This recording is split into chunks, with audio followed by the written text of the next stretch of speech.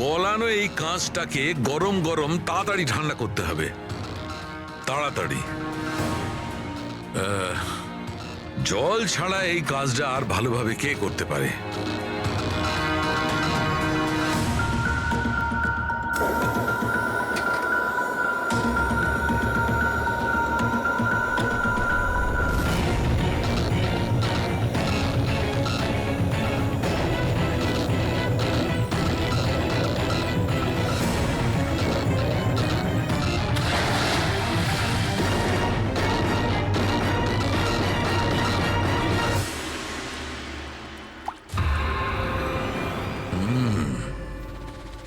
আর এভাবে হয়েছে এই কাঁচের ফোঁটা।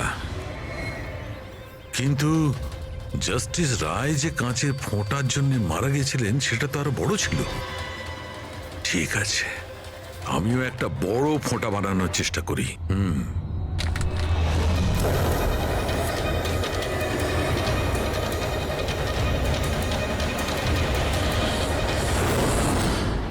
এই কোডগুলো আসলে কি কিছু বুঝতেই পারছি না।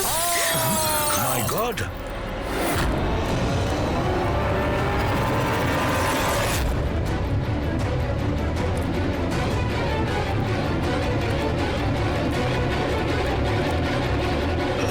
আরে স্যার, ডক্টর শালুকে কি হয়েছে? স্যার কি হয়েছে স্যার? স্যার স্যার এসব হলো কিভাবে? আপনি আবার বোম বানাচ্ছিলেন না তো? কি বস, ওই জাস্টিস রায় আর জাস্টিস লালকে যেভাবে মারা হয়েছে না, আমি জানতে পেরেছি ওই বোমটা কিভাবে বানানো হয়েছিল। খুব সহজ। সেটা কি করে স্যার? আরে ভাই, সব এখানেই জিজ্ঞেস করবে। আরে ছাড়ো ছাড়ো ভাই। উঠুন স্যার। বস, কাঁচের এই ফোঁটার মতো আকৃতিতে তৈরি করা একভাবেই সম্ভব। গরম গরম গলন্ত কাঁচকে জলে ফেলা, গলন্ত কাঁচ জলের মধ্যে পড়বে আর খুব তাড়াতাড়ি ঠান্ডা হয়ে এই ফোঁটার মতো আকার নেবে। ওর এই আকারের জন্যই একে কাঁচের অশ্রু বলা হয়। দেখো, ওই কাঁচের অশ্রুর কথা ছাড়ো, কিভাবে তৈরি হয়? এই কাঁচের অশ্রু কিভাবে বাস্ট করলো সেটা বলো। সেইটাই তো জানবার চেষ্টা করছিলাম বস। আমি এই কাঁচের অশ্রু মানে এই ফোঁটাটার ডগাটা ধরে খুব ভাঙার চেষ্টা করেছিলাম, কিন্তু কিচ্ছু হয়নি। আমার হঠাৎ মনে পড়ল পার্সেলের সঙ্গে একটা মেসেজও এসেছিল। ওই মেসেজে লেখা ছিল প্রেস দ্য টেল। আমি এর টেল, এর ছুঁচলো অংশটায় চাপ দিলাম আর বুম, তারপর তো সব জানা আছে। কি বলছে স্যার? এই লেস চাপলেন আর ফেটে গেল, এটা কিছু বুঝতে পারলাম না। আমি বোঝাচ্ছি। আসলে এ সমস্ত ঘটে কাঁচের অণুতে সৃষ্ট ভয়ঙ্কর চাপের কারণে। যখন এই কাঁচ, গরম গরম কাঁচ, গলন্ত কাঁচ একদম ঠান্ডা হয়ে যায়, তখন এর অগ্রভাগে একটা ভয়ঙ্কর চাপের সৃষ্টি হয়। আর তারপর এই লেজের অংশটা যখন ভাঙা হয়, তখন হঠাৎ একটা চাপের ফলে এর যেন দম বেরিয়ে যায়, আর তখনই ব্লাস্ট হয়। Broom, blast. এই সমস্ত সাধারণ মানুষ বোঝেই না। এটা জানতে গেলে ভৌত বিজ্ঞান সম্বন্ধে ডিটেলস নলেজে আনতে হবে। তার মানে খুনি এমন কেউ যে এইসব ব্যাপারে খুব ভালোভাবে জানে। ডক্টর পুনিত নিজের কেবিনে আছেন? হ্যাঁ স্যার আছে। Thank you. ডক্টর, ডক্টর আমার ডোনার পাওয়া গেছে। হ্যাঁ, কবে করছেন আমার অপারেশন? কবে করছেন? ও এখনই আমরা আপনার অপারেশন করতে পারবো না, আপনার জন্য সঠিক ডোনার এখনো পাইনি। এরকম কি করে হতে পারে ডক্টর? আমার নাম লিস্টে সব থেকে আগে ছিল।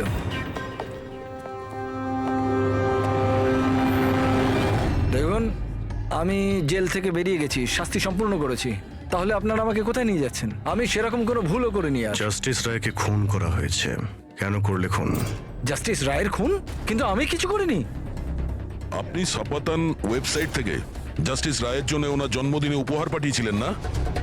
না তো, আমি কোনো গিফট পাঠাইনি। তুমি যখন কিছু করনি তখন আন্ডারগ্রাউন্ডে কেন ছিলে? দেখুন, আমি আন্ডারগ্রাউন্ডে যাইনি। সত্যিই আমার শরীর খারাপ থাকে, তাই শহরের বাইরে হেলথ স্পা জয়েন করেছি আমি। জেল থেকে বেরিয়ে আমি এখন ওখানেই থাকি। আর ওই পার্সেল, ওই কাঁচের শোপিসটা যেটা আপনি জাস্টিস রায়কে পাঠিয়েছিলেন সপাতন ওয়েবসাইট থেকে, যেখানে আপনার কন্ট্যাক্ট ডিটেলসও ছিল? হ্যাঁ, আমি সফাতন ওয়েবসাইট থেকে শপিং নিশ্চয়ই করেছি, আর পার্সেলও পাঠিয়েছি, কিন্তু জাস্টিস রায়কে পাঠাইনি। আমি আমার মেয়েকে পাঠিয়েছি সেটা, কারণ ওর জন্মদিন ছিল। আমার স্ত্রী আমার ওপর রেগে আছে, তাই আমার মেয়েকে আমার সঙ্গে দেখা করতে দেয় না। তাই আমি ওই সফতন ওয়েবসাইট থেকে গিফট কিনেছি আর মেয়েকে পার্সেল করে দিয়েছি। এর কোনো প্রমাণ আছে তোমার কাছে? হ্যাঁ হ্যাঁ আছে না স্যার, আমি আপনাদেরকে সফতন ওয়েবসাইটের অ্যাকাউন্টটা দেখাচ্ছি। ওখান থেকে আপনারা বুঝতে পারবেন আমি কবে কখন কি কিনেছি। এই দেখুন। ঠিক আছে।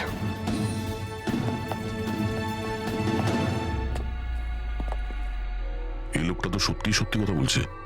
এ তো ওই গিফটটা নিজের মেয়ের জন্য কিনেছিল, আর সেটাও জাস্টিস রায়ের মৃত্যু 2 সপ্তাহ আগে। তার মানে খুনি এটা চাইছিল যে ওকে আমরা সন্দেহ করি। তার মানে ও যেই হোক, তার কমলের পুরো হিস্ট্রি সম্পর্কে সে অবগত ছিল। ওর বাড়ি থেকে ওই পার্সেলের বক্সটা চুরি করেছিল, ওর মধ্যে কাচের জিনিসটা রেখেছিল আর জাস্টিস রায়কে পাঠিয়ে দিয়েছিল। খুনি সেই যে এই পার্সেলটা জাস্টিস রায়ের কাছে পৌঁছেছিল।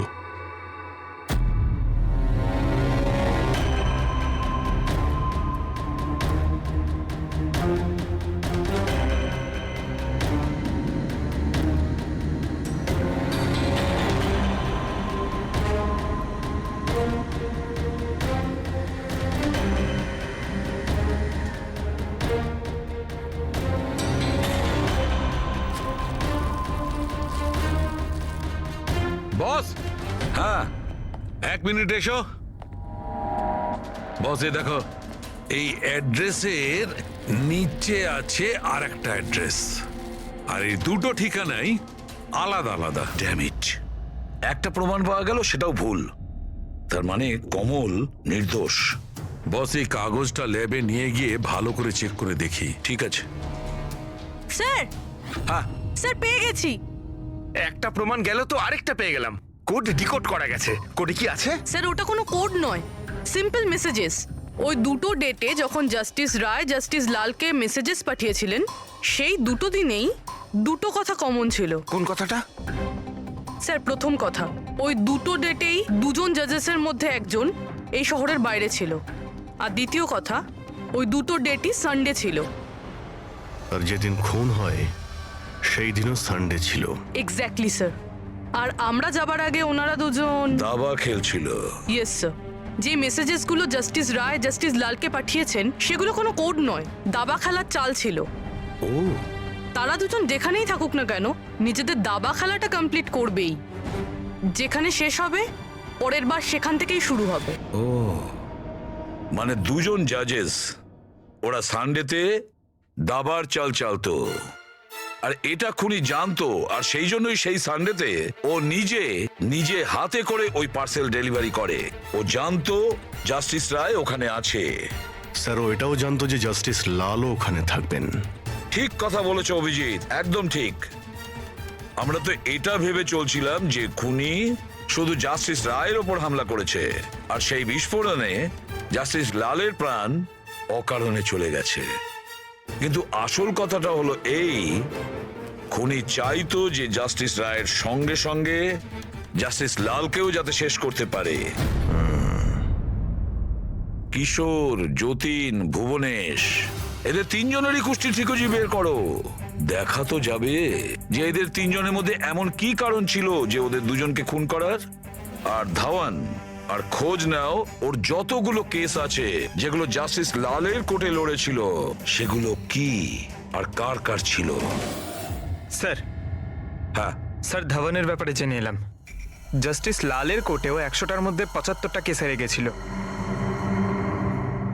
স্যার, হ্যাঁ, স্যার যতীনের জেল রেকর্ড পেয়ে গেছি। ওর উকিল ডিপ্রেশনের অজুহাত দিয়ে ওকে জেল থেকে ছেড়ে দিতে বলেছিল, আর ওর আপিলটা নাকচ হয়ে গিয়েছিল। যা আর কেউ নয়, জাস্টিস লাল ছিলেন। তাহলে যতীনের বাবা কিশোরের কাছে অনেক কারণ ছিল খুন করার, কিন্তু এত জটিল প্ল্যান কি ও করতে পারে? সেটাই তো স্যার। কিশোর হলেন একজন স্কুল টিচার। উনি কিভাবে জানবেন যে কাঁচের অশ্রু থেকে কোনো মানুষের প্রাণ যেতে পারে? সেটা তো এনার কথায় বোঝা যাবে। এই কিশোর মাস্টার মশাই স্কুলে কোন সাবজেক্ট পড়ায়, খোঁজ নাও কোন সাবজেক্ট উনি স্কুলে পড়ায়। এবার আসো ধাওয়ানের কাছে, ওর কাছে অ্যালিবাই আছে। ব্যাস, এদের দুজনের অ্যালিবাই আবার চেক করো খুব ভালো করে। বাচ্চারা, আমি আজ তোমাদের এক নতুন এক্সপেরিমেন্ট শেখাবো। তোমরা জানো সেটা কিসের? কালারসের এক্সপেরিমেন্ট। রেডি? এই দেখো, এটা দুধ, আর আমি এর মধ্যে এখন ডিফারেন্ট কালারের একটা একটা করে ড্রপ দেব।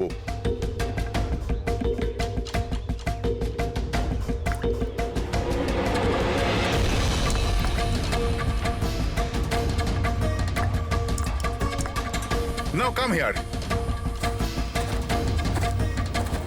দেখো বাচ্চারা, এখন আমি যখন এই বারটা দুধের মধ্যে ডোবাবো, তখন তোমরা দেখতে পাবে যে অনু কি কিভাবে প্রক্রিয়া করছে। দেখো,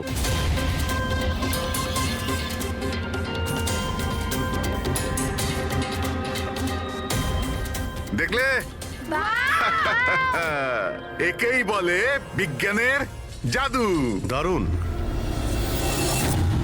না, আমি আপনার রিসার্চের কথা বলছি না, আপনার ব্যাপারে বলছি। আপনি কখনো বলেননি যে আপনি সায়েন্সও পড়ান, বিজ্ঞানও পড়ান? আপনারা এখানে?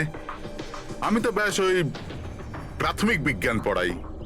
আপনি বাচ্চাদের ওই কাঁচের চোখের জলের প্রয়োগটা দেখাননি? কেমন করে লেজটা চাপলেই ব্লাস্ট হয়ে যায়?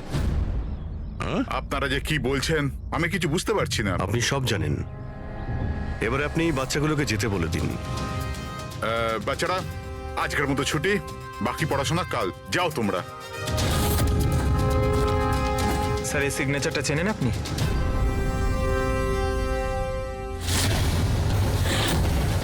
রবিবার মনে আছে আপনার, যেদিন টিচার প্যারেন্টস এর মিটিং ছিল? আর ওই দিনই জাস্টিস রায় আর জাস্টিস লালের খুন হয়েছিল। ওই দিন আপনি আসেননি, অ্যাবসেন্ট ছিলেন। এই কেসে যাদের ওপর আমাদের সন্দেহ ছিল, ওনাদের অ্যালিবাই, মানে খুনের সময় কোথায় ছিলেন, কার সাথে ছিলেন, ওটার পুরো বিবরণ প্রমাণের সাথে আমাদের কাছে আছে, শুধু আপনারটা ছাড়া। রবিবার আপনি কোথায় ছিলেন? আমি বাড়িতেই ছিলাম। আমার শরীর ঠিক ছিল না, এই জন্য আমি যেতে পারিনি। মিথ্যে। আপনি বাড়িতে নয়, ক্লাব হাউসে ছিলেন। জাস্টিস রায়কে ওই প্যাকেজটা ডেলিভার করতে গেছিলেন। যদি আমি মেনে নিই যে আপনি ঠিক বলছেন, কোনো প্রমাণ আছে আপনাদের কাছে?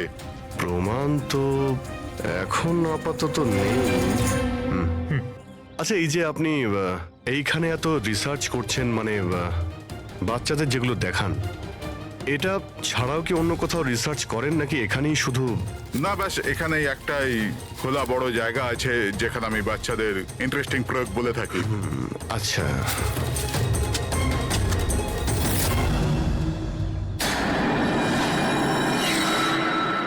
স্যার।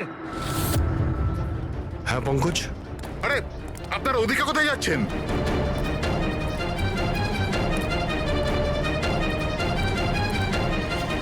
আরে, এটা কি করছেন আপনারা? মিস্টার প্রফেসর, আপনি প্রমাণ চাইছিলেন না? ওটাই খুঁজছি। স্যার, চিনতে পারছেন এটা? এটা তো একটা টুকরো। এরকম অনেক টুকরো এখানে পাওয়া যাবে যদি আশপাশটা ভালো করে খোঁড়া হয়। এটা আপনিও জানেন। এটা কোনো সাধারণ কাচের টুকরো নয় ডক্টর। আপনি যে এক্সপেরিমেন্টস করেছিলেন আর যে প্রয়োগ সফল হয়নি, আপনি সেই কাচের টুকরোগুলো এনে এখানে পুঁতে দিলেন, তাই না? এবার আপনি সত্যি বলবেন নাকি আমরা কাজটাকে টেস্ট করব? কারণ যদি আমরা এটা টেস্ট করি তাহলে তো নিশ্চয়ই বিষটা পাওয়া যাবে। হ্যাঁ, আমি ওই দুজনকে মেরেছি, কারণ ওই দুজনে মিলে আমার ছেলেকে মেরেছিল। আমি ওই সময় ভেবে নিয়েছিলাম যে আমি আমার ছেলের মৃত্যুর প্রতিশোধ নেব। আমি ওই দুজনের উপর নজর রাখা শুরু করলাম। একদিন বাচ্চাদের জন্য ইন্টারনেটে কিছু নতুন প্রয়োগ খুঁজছিলাম আমি, তখনই আমি এই কাঁচের চোখের জলের প্রয়োগটা পেলাম। আমি তখনই বুঝে গেলাম যে আমার ছেলেকে সুবিচার দেবার এটাই একটা রাস্তা। আমি জানতাম যে কমল জাস্টিস রায়ের উপরে কালি ছুঁড়েছিল আর সদ্যই জেল থেকে ছাড়া পেয়েছিল। আমি ওর মেয়ের ব্যাপারেও জানতাম। আমি জানতাম যে ও ওকে বার্থডে গিফট নিশ্চয়ই পাঠাবে। আরে দাদা, এটাও নিন।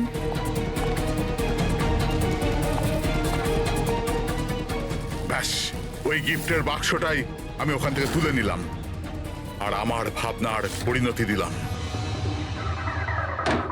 আমি ওটাকে খুব সাবধানে প্যাক করলাম।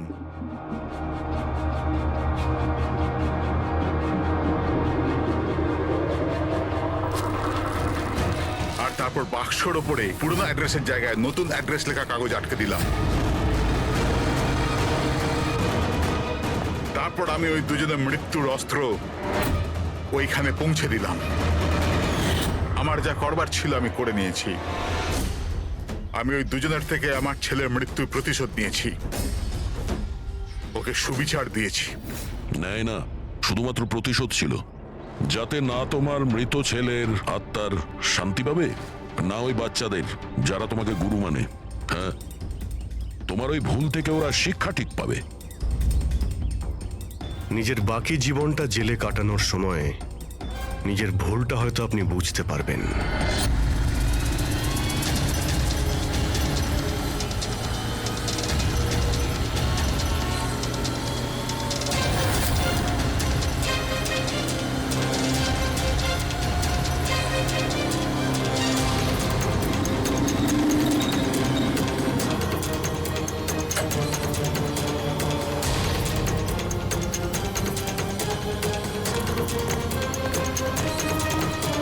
এক মিনিট, পার্সেলটা স্ক্যান মেশিনে ফেলুন।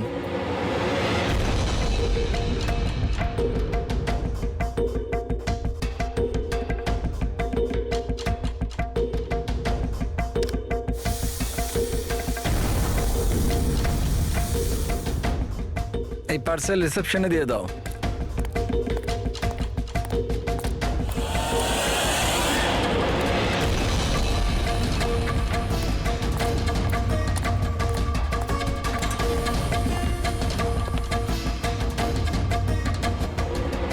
এই নিন। শামু, হ্যাঁ ম্যাডাম। এই পার্সেলটা নাও, জাস্টিস রায়ের জন্য এসেছে। উনি ওপরে প্রাইভেট লজে আছে, ওকে দিয়ে দাও। বাবা রে, জাস্টিস রায়? ওর কাছে কে যাবে? কেন, কি হয়েছে? এক্ষুনি 10টা কথা শোনাবে। চেক অ্যান্ড মেট। রায়, দাবা খেলা ভুলে গেলে? এরকম কোনো ব্যাপার নয়, আমি শুধু আজ ভালোভাবে খেলবার মুডে নেই। আর শোনো, তুমি আজ আমাকে হারাবার চেষ্টা করবে না, বুঝলে? কেন ভাই, তোমার জন্মদিন তাই? একদম। খুব ভালো খেলেছো তুমি, আরেকবার খেলি? ঠিক আছে।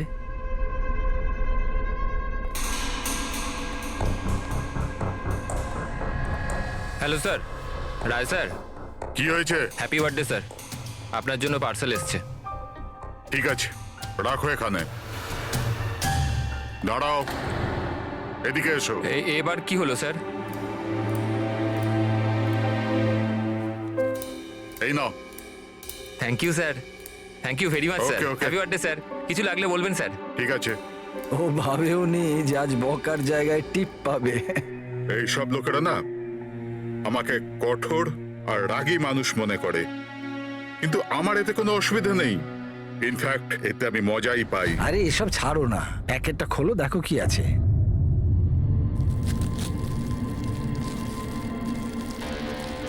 এই জিনিসটা কি? দেশের সর্বশ্রেষ্ঠ আইনের মাতাকে সম্মানসূচক উপহার। কোনো নাম নেই? প্রেস দ্য টেল।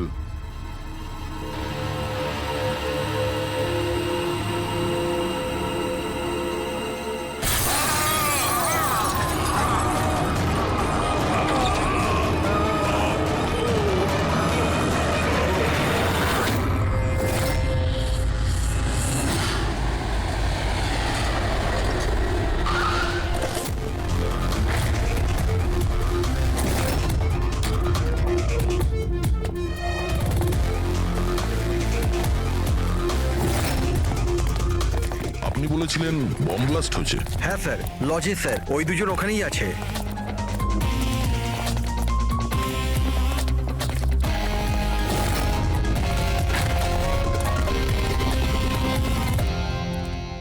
এই দেখুন স্যার।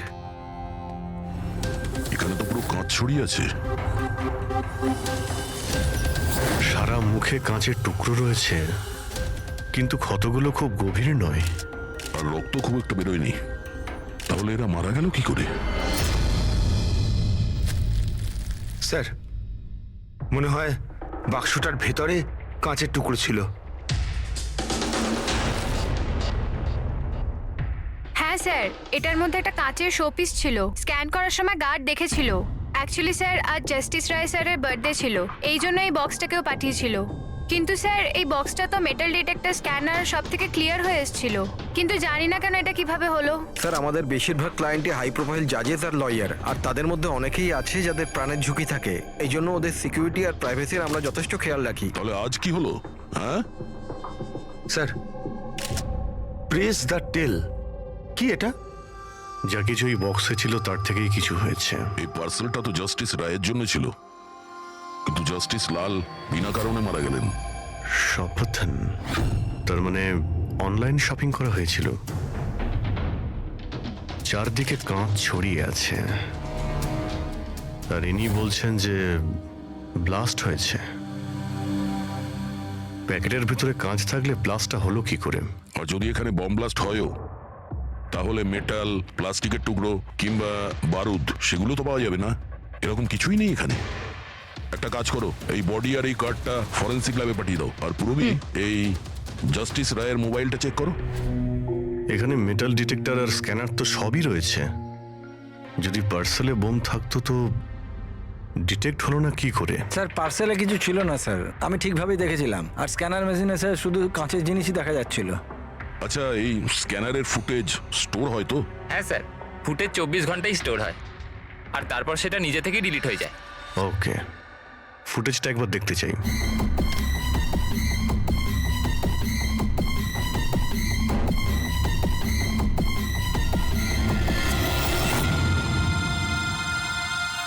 এটা কি? তো শোপিস মনে হচ্ছে। দেখুন স্যার, কোথাও কোনো মেটাল ছিলই না, আর এত সূক্ষ্ম কাঁচই হতে পারে। যখন ওই ডেলিভারি বয় এসেছিল তখনকার ফুটেজ আছে? হ্যাঁ স্যার, কিন্তু কালকে বৃষ্টির জন্য সিসিটিভি ক্যামেরা খারাপ হয়ে গিয়েছিল। আপনি বলছিলেন সিকিউরিটির ব্যবস্থা খুব ভালো, এই আপনার ব্যবস্থা? Sorry sir.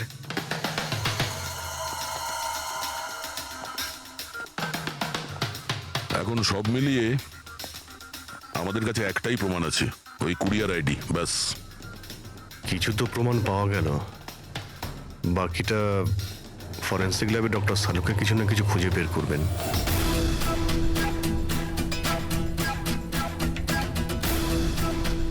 এটা তো কোনো দিশাই পাচ্ছি না, বুঝতে পারছি না আসলে এটা হলো কি করে। সালুকে, তুমি এটা বুঝতে পারছো না যে এদের দুজনের কিভাবে মৃত্যু হয়েছে? আরে না না, এটা বুঝতে পেরেছি এরা কি করে মারা গেছে। এই যে কাঁচের টুকরোটা আছে না, এতে বিষ আছে, সেই কারণে এরা মারা গেছে। কাঁচের টুকরোগুলো বিষাক্ত ছিল? হ্যাঁ, ওই কাঁচের শোপিস বানিয়েছিল না, তো শোপিস বানানোর সময় কাঁচটা যখন গলানো হয়েছিল তখন খুনি ওতে বিষ মিশিয়েছিল। যখন কাঁচ ঠান্ডা হয়ে গেল তখন পুরো কাঁচটাই বিষাক্ত হয়ে গেল। কেউ ভাবতেই পারবে না বস।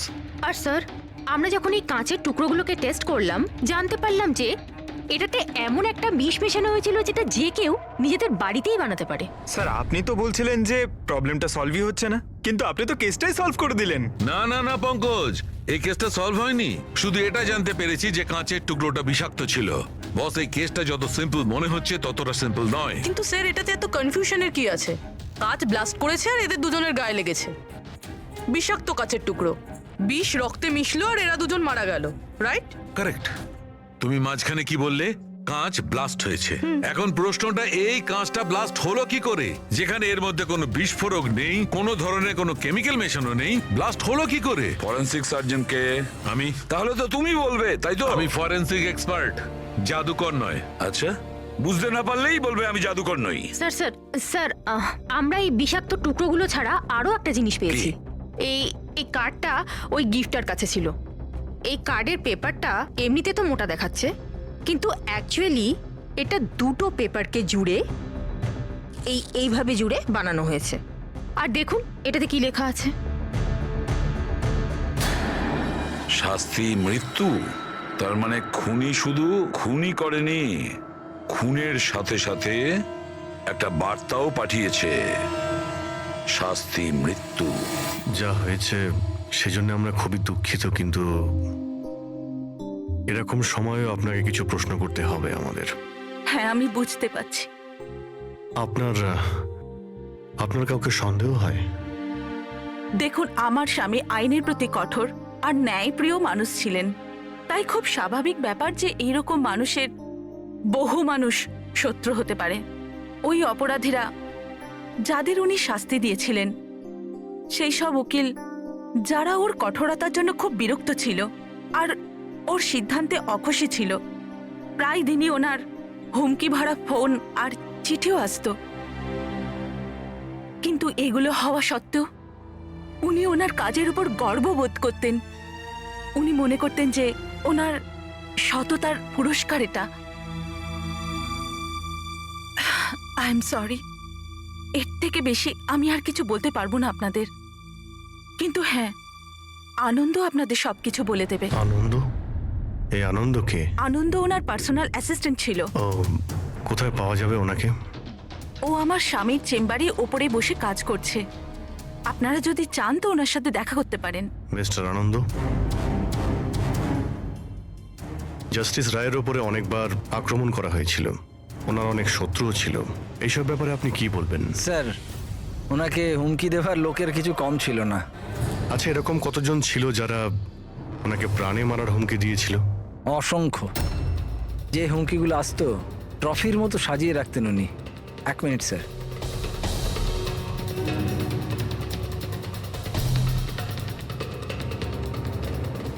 এই হচ্ছে ওনার সবগুলো ট্রফি। এ তো দেখছি অনেক। মানুষ ওনাকে খুব কঠোর মনে করতেন, কিন্তু সত্যি কথা বললে উনি খুবই সৎ আর ন্যায়প্রিয় ছিলেন। এমনকি উকিলরা ওনাকে ভয় পেতেন, আর অপরাধী ওনার নামে কাঁপতেন। হুমকি দিয়ে চিঠি না হয় বুঝলাম, কিন্তু এই পাথর আর কালির মানে?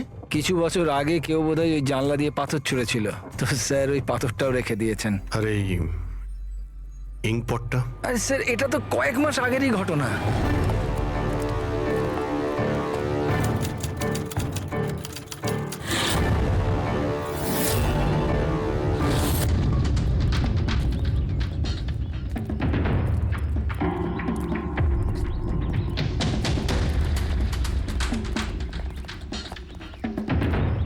জাস্টিস রায়,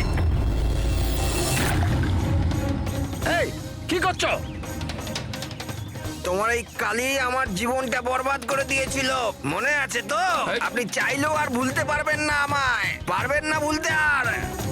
দাঁড়াও, আনন্দকে শিশিটা নিয়ে এসো। Yes sir. ওকে। আজ এই শিশিটা আমার স্টাডি রুমের সুভেনিয়ার হবে। Yes sir. কমলের এই ঘটনার জন্য আবার তাকে জেলে যেতে হলো, বোধহয় এখনো জেলেই আছে। ফ্রেডি, এই সমস্ত জিনিসগুলো নিয়ে চলো। আর মিস্টার আনন্দ, জজ সাহেবকে যারা যারা হুমকি দিয়েছিল প্রত্যেকের ডিটেলস চাই আমার, প্রত্যেকের লিস্টও চাই। আরে ভাই বীরেন, প্লিজ আরেকবার খোঁজ করে দেখো, হয়তো কিছু খোঁজ পাওয়া যাবে। স্যার, এটা যখন পসিবলই নয় তখন আর কি করে জানা যাবে? দেখুন, আপনি শুধু আমাকে কাঁচের টুকরোই দেখাচ্ছেন, না এর মধ্যে বারুদ আছে, না কেমিক্যাল, না মেটাল, আর কোনো বিস্ফোরক পদার্থও তো নেই এর মধ্যে, যে আমরা জানতে পারি যে এই বিস্ফোরণটা কি করে ঘটলো। আরে ভাই, ওখানে যা থাকবে তাই তো তোমাকে দেবো না। ওখানে শুধু কাঁচের টুকরো ছিল, আর কিচ্ছু ছিল না। তাহলে স্যার এটা বোম ব্লাস্ট হয়নি, কারণ পৃথিবীতে এমন কোনো বোমই নেই যেটা কাঁচের টুকরো দিয়ে তৈরি হয়েছে। কাঁচের মধ্যে বিস্ফোরক গুণ থাকেই না স্যার, ট্রাই টু আন্ডারস্ট্যান্ড। আমি জানি কাঁচের কোনো বিস্ফোটক গুণ নেই, কিন্তু ওখানে ব্লাস্ট হয়েছে আর ব্লাস্টে শুধু কাঁচের টুকরো পাওয়া গেছে, আর কিছু পাওয়া যায়নি ভাই। তাহলে স্যার আমার ইচ্ছা আপনি এই কেসটাকে তাড়াতাড়ি সলভ করুন, যাতে আমরাও জানতে পারি যে এই ব্লাস্টটা হয়েছে কি করে। স্যার, স্যার আপনারা কাঁচের গুঁড়োর ব্যাপারে এতক্ষণ কথা বলছিলেন তো? আমি একজনকে চিনি যে এই ব্যাপারে হেল্প করতে পারে। গ্রেট। স্যার, ও সব রকম কাঁচের ব্যাপারে জানে। আই থিঙ্ক আমাদের একবার ওর সঙ্গে দেখা করা উচিত। দেখা করবো সারিকা, তুমি যার সঙ্গে বলবে তার সঙ্গে দেখা করবো। আমাদের শুধু জানতে হবে যে ওই কাঁচটা ফাটলো কি করে।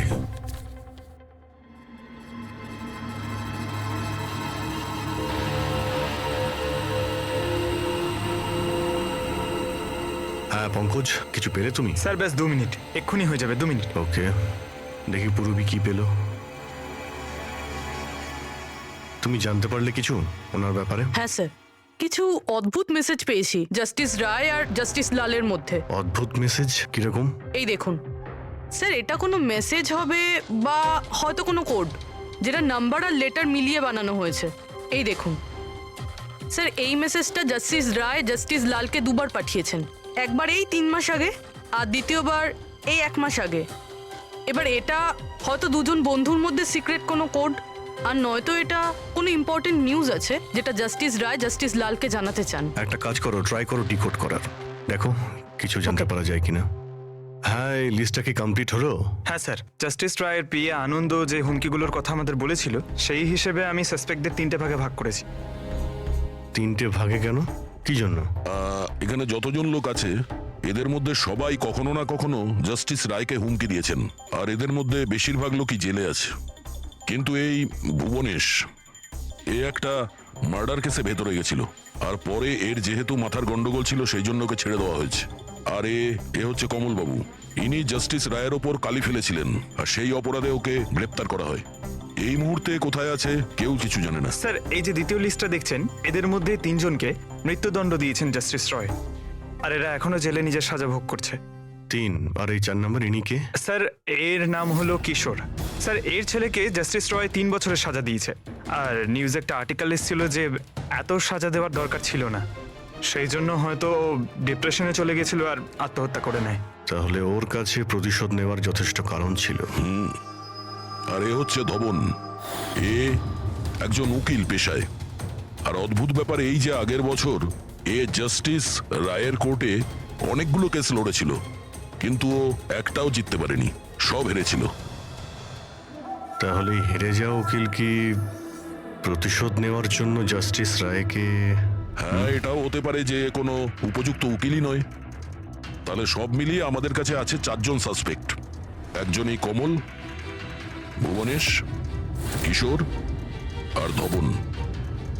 স্যার, গিফট কে পাঠিয়েছিল জানতে পেরে গেছি। ওই গিফটটা কমল পাঠিয়েছিল, সেটা সপাতলনের লোকেরা কুরিয়ার আইডি থেকে জানতে পেরেছে। তাহলে ওদের কাছে ওর অ্যাড্রেসটা তো আছে? না স্যার, অ্যাড্রেস তো জানতে পারা যায়নি। কোনো ব্যাপার না, কমল যে জেলে ছিল সেখান থেকে জানতে পারা যাবে, ওখানে যেতে হবে। সরি অফিসার, কিন্তু আমাদের ওকে 1 মাস আগেই ছাড়তে হলো। ও এত তাড়াতাড়ি জেল থেকে ছাড়া পেয়ে গেল? 1 মিনিট, আপনি বললেন যে ওকে ছাড়তে হয়েছে, কিন্তু কেন? ওর শরীরের কারণে। কারণ বহু বছর ধরেও নেশাগ্রস্ত ছিল। 7 বছর আগেও একটা কেসে ধরা পড়ে, তারপরও মদ খাওয়া ছেড়ে দেয়, কিন্তু জেল থেকে বেরোনোর পরও আবার মদ খাওয়া শুরু করে। এই জন্যই ওর পুরো লিভার খারাপ হয়ে গিয়েছিল। আচ্ছা, এটাও তো হতে পারে যে ও লিভার খারাপ হওয়ার বাহানা করেছিল। না না স্যার, আমরা ডাক্তার দেখেই ওকে ছেড়েছিলাম। আচ্ছা, ওর অ্যাড্রেস তো আছে আপনার কাছে, ওটা দিয়ে দিন। অ্যাড্রেস তো আছে, কিন্তু আমার মনে হয় ওকে ওখানে পাবেন না, ওকে হসপিটালেই পাবেন। কারণ ওর যত তাড়াতাড়ি সম্ভব লিভার ট্রান্সপ্ল্যান্ট করবার দরকার ছিল। কিন্তু যতদূর আমি জানি যে যারা অত্যাধিক মদ্যপান করে তাদের লিভার ট্রান্সপ্লান্ট করা হয় না। পাওয়া যায়, যদি কম করে 6 মাস মদ না খায় তো। আর এখানে জেলে তো মদ পায়নি, সেই জন্য আমরা ওকে পারমিশন দিয়েছিলাম। Okay sir, thank you. যদি এটাই হয় তো নিজের জীবন বাঁচানোর জন্য ও কোনো না কোনো কোথাও না কোথাও হসপিটালে রেজিস্ট্রেশন তো করাবেই। এক্স্যাক্টলি। আর এই কোনো ছোটখাটো অপারেশন নয়, যে কোনো জায়গাতে হয়ে যাবে। শহরে কমই হসপিটাল আছে যেখানে ট্রান্সপ্লান্ট করা হয়।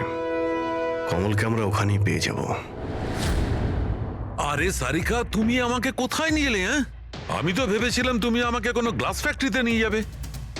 বাট এনিওয়ে, যা কিছু আছে না সবই খুব সুন্দর। ধন্যবাদ। আপনি? Sir, she is my friend Divya. এই বিউটিফুল আর্ট গ্যালারিটা ওর নিজেরই। ও খুব সুন্দর সুন্দর আর্ট পিসেস বানায়, আর কাঁচেরও বানায়। আর দিব্যা, উনি ডক্টর সালুখে। হ্যালো। হাই। আচ্ছা, আই নিড ইউর হেল্প। আমরা কাঁচের জিনিস আর কাঁচের ব্যাপারে ইনফরমেশন চাই একটা মার্ডার মিস্ট্রি সলভ করার জন্য। শিওর। আচ্ছা দিব্যা, এই সব জিনিস আপনি বানিয়েছেন? হ্যাঁ। অবভিয়াসলি আপনি বানিয়ে থাকবেন, কিন্তু কিভাবে? খুবই সোজা। এমনিতে বেশিরভাগ জিনিসই কাঁচ গলিয়ে তৈরি হয়েছে। প্রোপেন টর্চ দিয়ে কাঁচ গলানো হয়, আর সেই গলানো কাঁচকেই মনের মতো আকার দেওয়া হয়। ও আচ্ছা, হ্যাঁ, এটা একটা এক্স-রে ইমেজার, কাঁচের একটা শোপিসের। কিন্তু সারপ্রাইজিং এটাই যে এটা পুরো ব্লাস্ট হয়ে গিয়েছিল। You think it's possible? এর আকার তো জলের বিন্দুর মতো, কিন্তু বুঝতে পারছি না এটা আসলে কি। দিব্যা, আরো একবার মন দিয়ে দেখুন এটা। হয়তো কোনো এমন জিনিস থাকবে যেটা আপনি এখনো দেখেননি? এক মিনিট, এর পিছনটা দেখছেন আপনারা? এটা জেনে শুনে তো তৈরি করা হয়নি। যে এটাকে বানিয়েছে সে কাঁচ গলিয়ে খুব তাড়াতাড়ি সেটাকে ঠান্ডা করে দিয়েছে, একদম তাড়াতাড়ি। তাই জন্য এই কাঁচের আকার শুধু বিন্দুর মতোই হয়নি, বরং এর শেষটা পাতলা, লম্বা আর সূক্ষ্ম হয়ে গেছে। Thank you so much for your help. কাঁচটাকে গলানোর পর ঠান্ডা করে দিয়েছে তাড়াতাড়ি তাড়াতাড়ি, যে কারণে ফোঁটার মতো হয়েছে। মাই গড! সারিকা, আমাদের ল্যাবে যেতে হবে তাড়াতাড়ি, এক্ষুনি। আর হ্যাঁ, ওই দিব্যা, আপনার এখানে এসে আমাদের খুব উপকার হলো। কিশোর, ধাওয়ান, ভুবনেশ, জাস্টিস রায়ের খুনের ব্যাপারে তোমাদের তিনজনকে এখানে ডাকা হয়েছে। মরে গেছে? খুব ভগবান হয়ে ঘুরতো, মানুষের জীবন নিয়ে ছেলে খেলা করতো। চলো, ভালোই হয়েছে মরে গেছে। স্যার, একে তো দেখে মনে হচ্ছে যে এর মাথার অবস্থা ঠিক নেই। হতে পারে ও অভিনয় করছে। অ্যাসাইলামের অ্যাটেন্ডেন্সে আছে?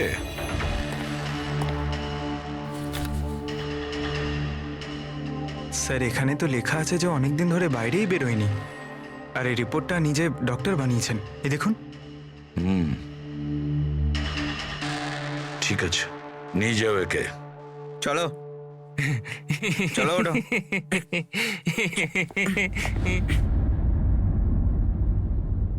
খুশি তো আপনিও হয়েছেন না জাস্টিস রায়ের মৃত্যুতে?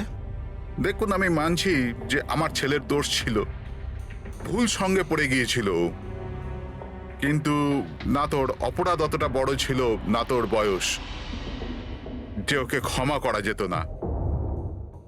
আর যদি শাস্তি দিতেই যদি হতো তো কম শাস্তি দেওয়া যেত ওকে, কিন্তু জাস্টিস রায় এরকম কিচ্ছু করলেন না। যার জন্য আপনার ছেলে আত্মহত্যা করে নেয়।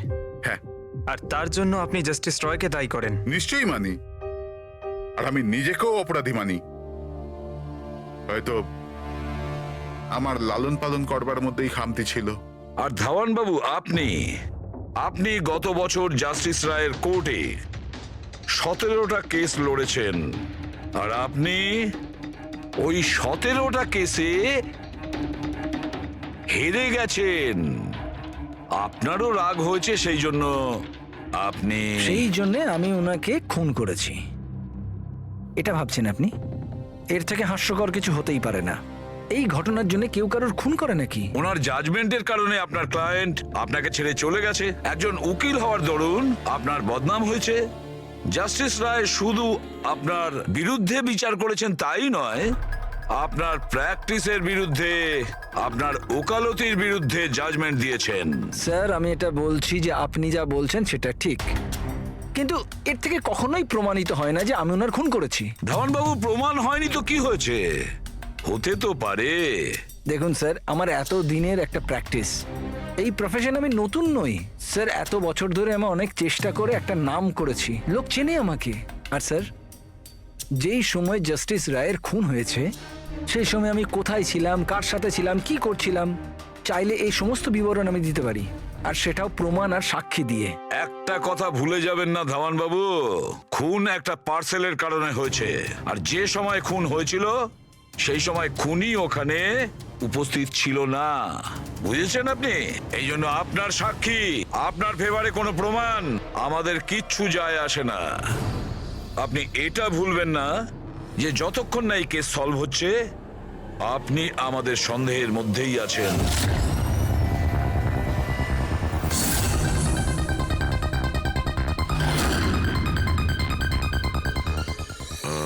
Doctor Punit? Yes sir, that's doctor Punit. Thank you.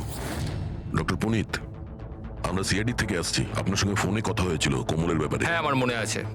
আসলে কমল আমাদের লিভার ট্রান্সপ্লান্টের লিস্টে আছে, আর আমরা ওনার জন্য সঠিক ডোনারের অপেক্ষা করছি। আর আরেকটা ভালো খবর যে ও মদ খাওয়া একদমই ছেড়ে দিয়েছে, না হলে আমরা এই অপারেশন করতে পারতাম না। তাহলে আপনার কাছে এই কমলের অ্যাড্রেস তো আছে? আগে ঠিকানা তো নেই। আচ্ছা, যদি আপনি ডোনার পেয়ে যান তাহলে আপনারা কন্ট্যাক্ট করবেন কি করে? সিম্পল ব্যাপার, আমরা ডোনার্স আর প্রয়োজনীয় পেশেন্টের লিস্ট আমাদের ওয়েবসাইটে আপলোড করে দিই, আর সমস্ত পেশেন্ট নিজেদের ডোনারদের সঠিক লিস্ট ওখানে দেখেন আর আমাদের সাথে যোগাযোগ করেন। যদি কমল তার নাম লিস্টে দেখে ফেলে তাহলে নিশ্চিতভাবে এখানে চলে আসবে। এটা তো খুব ভালো খবর। আচ্ছা ডক্টর, আপনাকে আমাদের একটা কাজ করতে হবে।